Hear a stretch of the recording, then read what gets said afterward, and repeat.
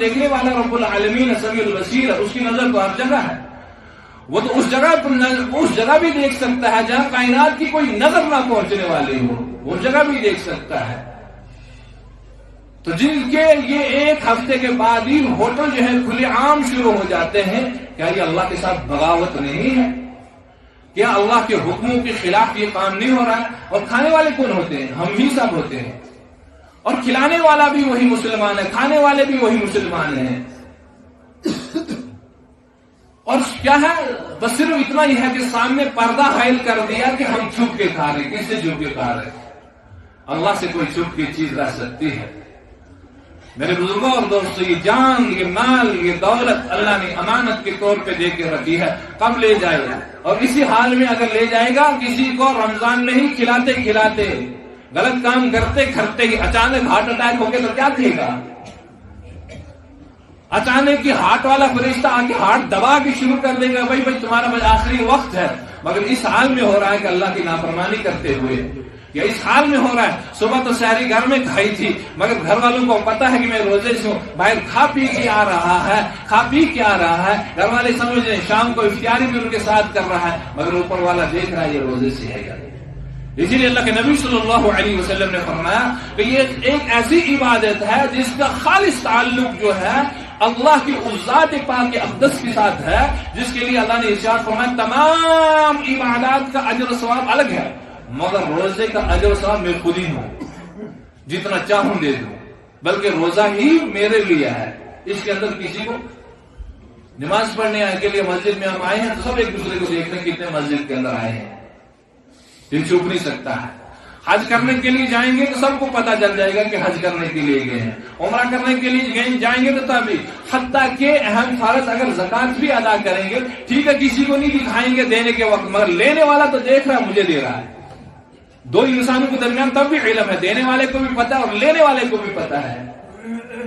مگر روزہ ایک ایسی چیز ہوتی ہے جس کا کسی کو اللہ کے سوا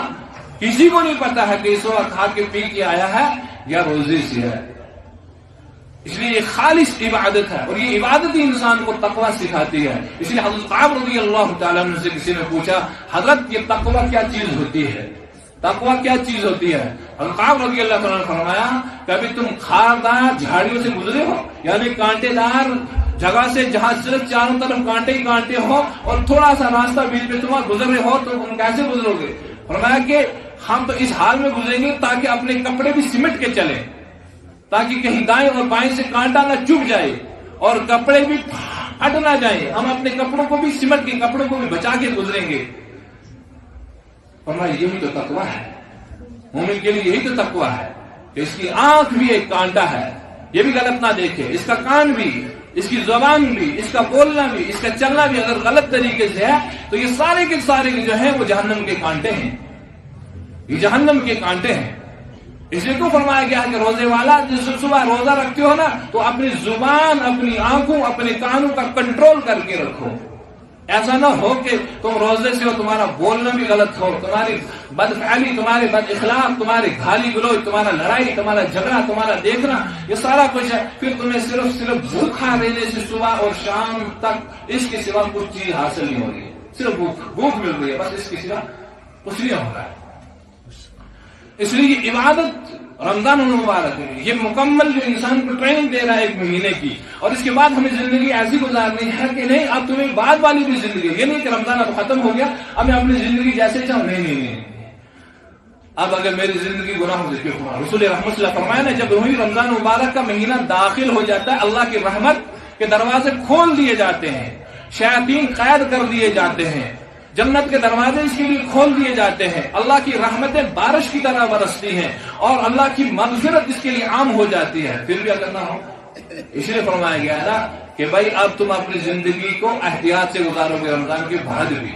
جس طرح حج کرنے والا جاتا ہے حج کرنے کے لیے، عمرہ کرنے والا عمرہ کرنے کے لیے جاتا ہے، اب اسے کہا جاتا ہے کہ بھائی تم ہماری پچھلی زندگی جو تھی وہ تو اللہ نے صاف پاک کر دی ہے، اب جب تم یہاں سے نکلو گے نا تو ہر ایک چیز پہ کنٹرول رکھو گے، اپنی زبان، اپنی آنکھ، اپنی ہر ایک فعل پہ، کہ ایسا نہ ہو کہ تم جا کے پھر وہی طریقہ اختیار کرو جو تم آ کے بس مطلب یہ تھا کہ سیر کرنے گئے تھے، سیر کر کے واپس آ چکے ہیں،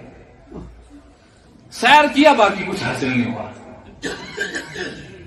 یہی ہے مقصد رمضان زندگی میں آیا اور جس مقصد کے لیے آیا تھا وہ مقصد حاصل نہ ہوا، آئے گا بھی اور چلے جائے گا بھی، اس کا پتہ ہی نہیں چلے گا۔ اس میں ہمیں بڑی فکر لینے کی ضرورت ہے۔ اللہ پاک